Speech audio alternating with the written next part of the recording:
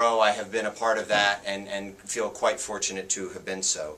I think that if there's one thing I would tell you about the museum, which really relates to the Holocaust as a broader issue, is the fact that this history has, while a very specific relevance for certain communities, it has an extraordinary power to teach. Extraordinary power to teach human beings. And you can start to divide people up into whichever groups you want, and let's face it, everyone does that on some level. But the fact is that the museum has had an extraordinary reach, and I think the resonance of that for your center, for the Virginia Holocaust Museum, for a whole range of efforts has been quite, I would call it complimentary. Just a couple of points. You can see this through the fact that the visitation to our museum continues to be close to 2 million people every year. 90+% of them not Jewish. You can see this in the fact that last year alone, 2009 alone, we had 34 million visits to our website. From every country in the world except one, I'll just tell you so you don't have to guess, North Korea was the one. You can see this through the growth of the way professional audiences are really coming to this history as a catalyst for professional development. Ma'am, you're an FBI agent. You probably know that every new FBI agent is coming to the museum there for about 6 hours, just about every week. And this is a part of the ethics course that they teach down at Quantico and has become a very integrated part of that. Whether it is the U.S. Naval Academy, whether you're the Chief Justice of New York, a teacher in Mississippi, the State Department Foreign Service officer, an inner city school kids. I know the Virginia Holocaust Museum does a lot of work with the school system and among many other organizations. This history has a power to connect human beings in a very powerful and reflective way. And I think that people ultimately of all faiths, ethnicities, ages, persuasions, are really finding that experience something that has greater value. And the best part of this, the most valuable piece of this from an educational standpoint, from our standpoint, is the fact that they, not we, they are determining the ways that this has relevance to their lives. And that is when the best learning takes place. And so our job is really to present that history, which is what we're doing here. In fact, I was going to say to your question, how do you sell this? The best way to sell it is to get people to come. If you get people to come, that'll create a natural ripple effect. And I think that you will find that. This exhibition is certainly unique. It's one of our special exhibitions that travel around the country. Of course, it's rooted in the sort of foundational mandate of the museum to memorialize all the victims of the Holocaust. The core story of the Holocaust, which is the state-sponsored systematic murder of Europe's Jews, but it also the persecution and death of other victim groups, the handicapped, the Roma, Jehovah's Witnesses, Poles, Soviet POWs, and Germany's homosexual community. These persecutions took different forms and were in different degrees, but they were persecutions nonetheless. And it's important to talk about the full spectrum of those stories. In 1996, the museum really set out a new strategy for its special exhibition program, which was to try to include, among other topics, topics that focused on the other victim groups.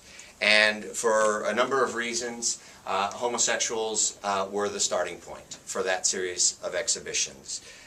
And this became a priority, I think, maybe two principal reasons. One is that there was a pretty consistent and strong interest among our visitors in programs when we would have a public program of some sort on this topic. And that the other is that for among the other victim groups, there was a relatively large body of let's just say, documentary evidence about this history. Obviously, we know the core story. There's immense amounts. But there were some challenges, to be sure, and it took Ted Phillips 2 full years of research and refinement, and I will tell you kindly that the refinement process in our institution is maybe not so kind. A lot of people having a lot of opinions, and well, you know the situation.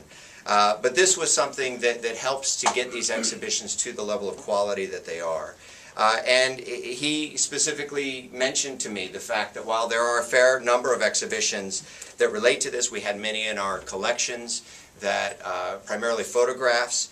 One of the real challenges was that those persecuted often had not been willing to basically be open about their stories and talk about their experiences.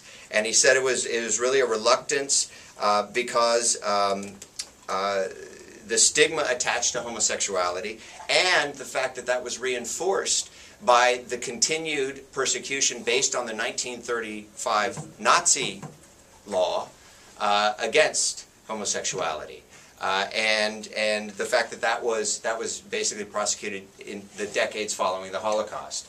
I believe, and this is one of the questions I won't know the answer to, I believe that has since changed, but don't swear me to that. Most of, as I said, the archives that we found came from the Nazi records, which, while important, is only one side of this, and it's important to have the personal stories attached to that. And we were able to find some of these, but again, the majority came from these concentration camp and police and Gestapo archives.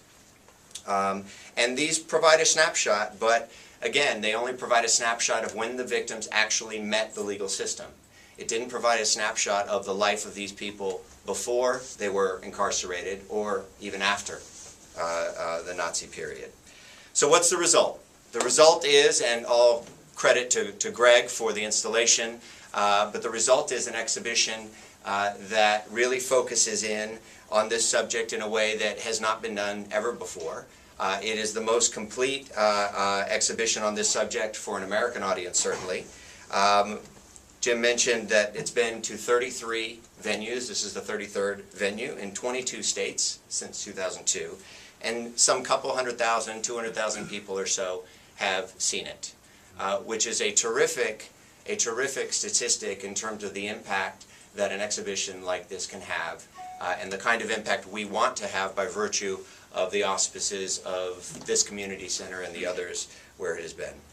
I'd like to close with something that I'm reminded of. I remember feeling this exact same way when I spoke at the exhibition opening, this exhibition opening up in Philadelphia.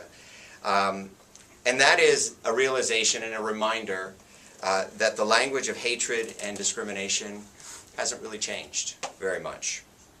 The means of promoting the hatred has become more sophisticated, to be sure. Things like the internet have helped that. But this only elevates the importance of our work. Community organizations like this one, the Virginia Holocaust Museum, the U.S. Holocaust Memorial Museum, and the countless others that we could all name. Those of us who are really committed to trying to bring a broader voice and a more compassionate voice and a more, frankly, diverse voice and reflective voice to these kinds of conversations.